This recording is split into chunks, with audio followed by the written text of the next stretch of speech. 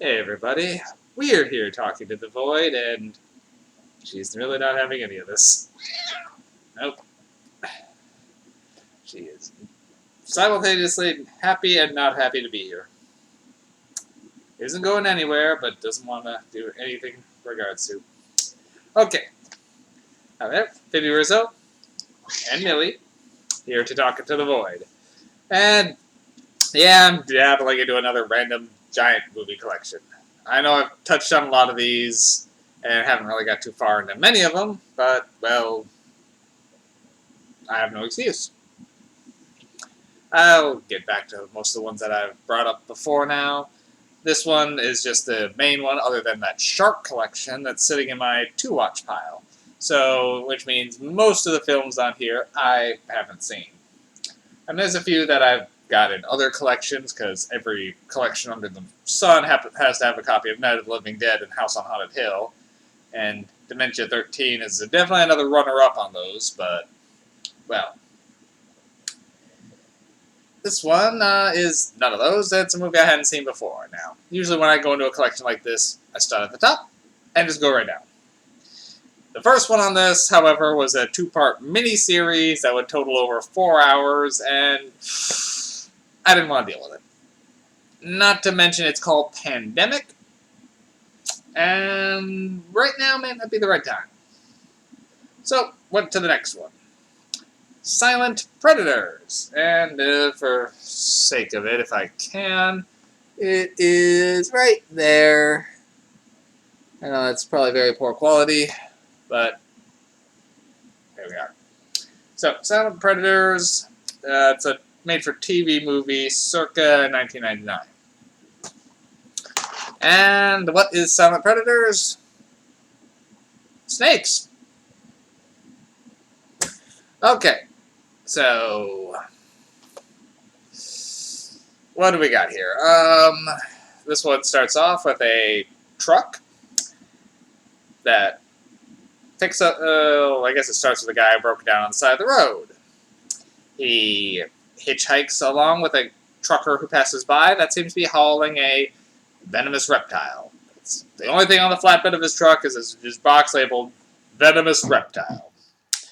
And after they go for a little bit, well, they crash. So this stretch of road is having accident after accident. And, well, the box gets overturned, out pops a snake, and away we go. Now, they specify this is a tropical rattlesnake, which is a very aggressive species, apparently, and very venomous. Though I will say, as the snake it quickly dispatches these two people before the title even comes up, it seems to almost drag one of them away, which is like, well, okay. I didn't think a snake dragged people off, but here we go. And then we get a smash cut to 20 years later. Okay.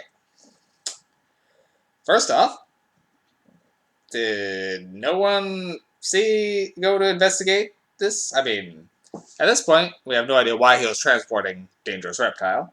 But presumably, he was transporting it for a reason.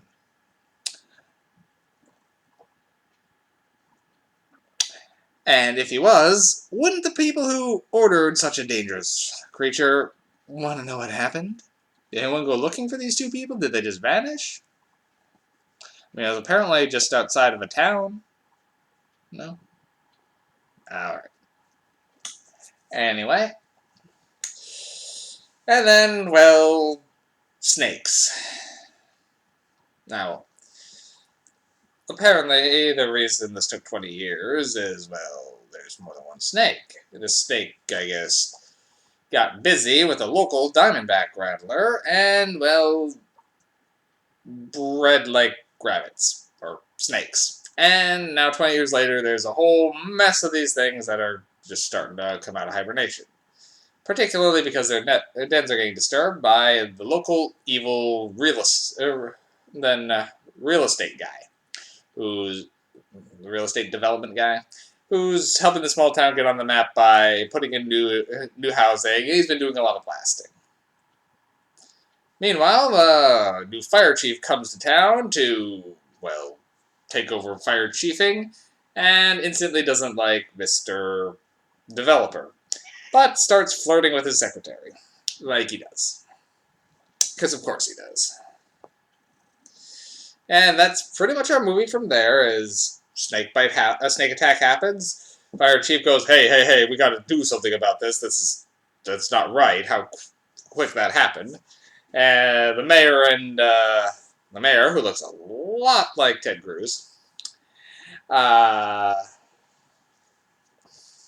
starts going, then trying to downplay it, while Secretary starts leaning back and forth. And, well, that's pretty much it. It's like snake attack, death. We gotta do something. No, let's settle down. Another one. Hey. No, settle down. And it's kind of goes like that. There's a bit more to it, but that's in essence what it is. Now, Fire Chief does know a guy at the local college who studies snakes, so takes it over to probably the hunkiest herpetologist out there, so Swoon, and gets him to look into the snake, and discovers that, well, this is a hybrid snake. Apparently, it's a crossbreed of two snakes, and its venom is therefore incredibly virulent. Okay. So I did a little bit of fact-checking on the movie at this point. I mean, the movie does start throwing out random snake facts that's seemingly random, and they're just shoehorned in there, because the love interest lady just happened to be Googling snakes, I guess, and starts, spouting snake facts for a little while. Anyway, took a look for my own snake facts here. Because first off, the name tropical rattlesnake, I was like, is that a thing? It is. A tropical rattlesnake is a South American rattlesnake, and it is apparently a real snake.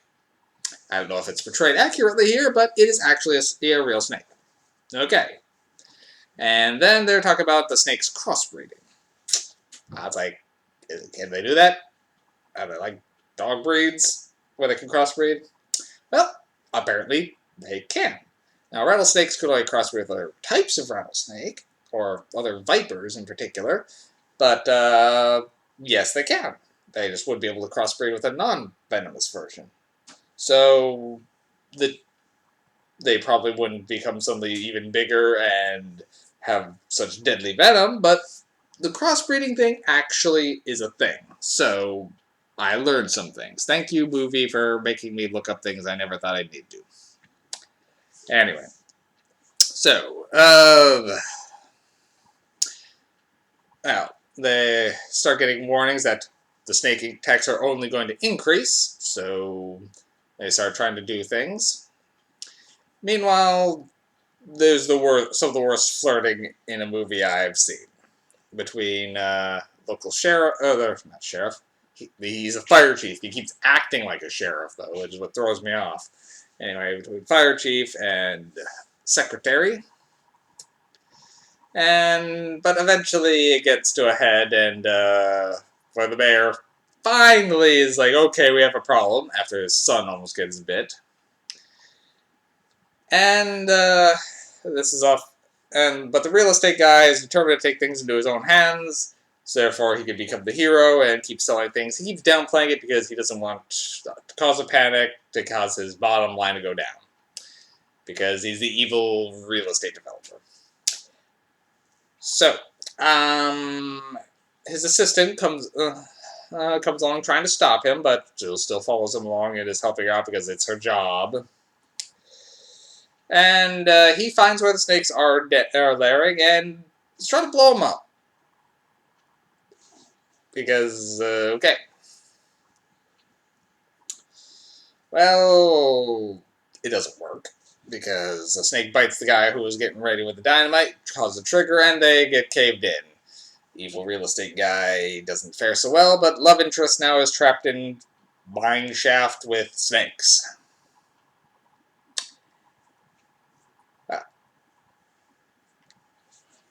Eventually, this is just this. So that's kind of the main crux at that point, as Fire Chief has to go in and save her, and then they can go about dealing with the snake den. professionally with the National Guard coming in.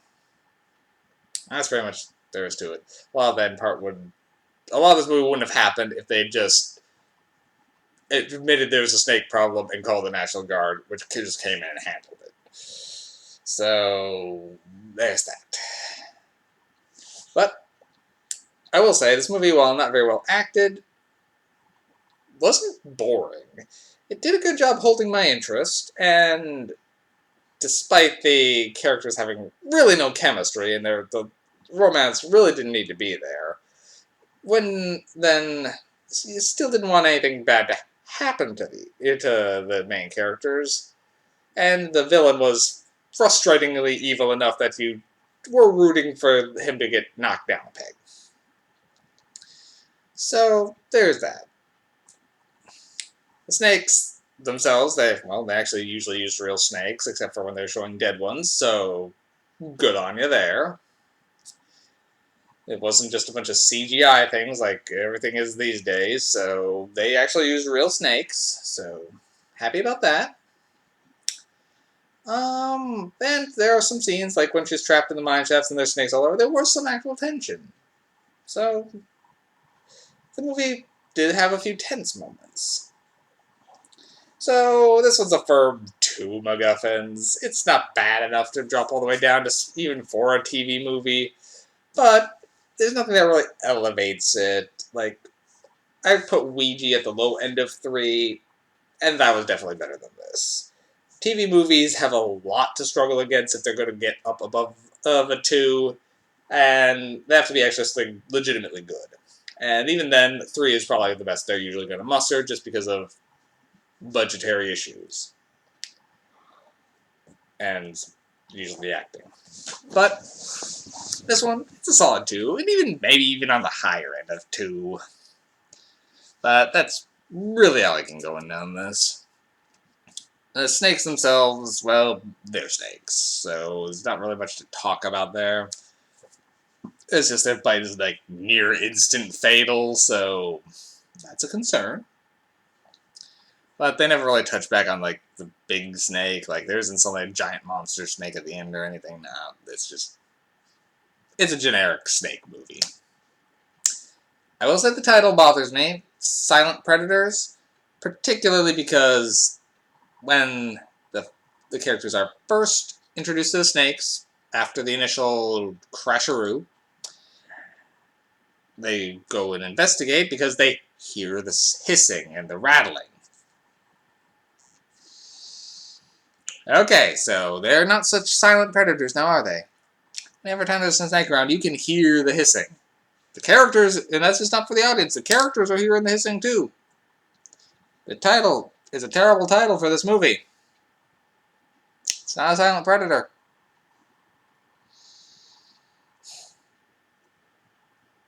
Is that a nitpick? Sure.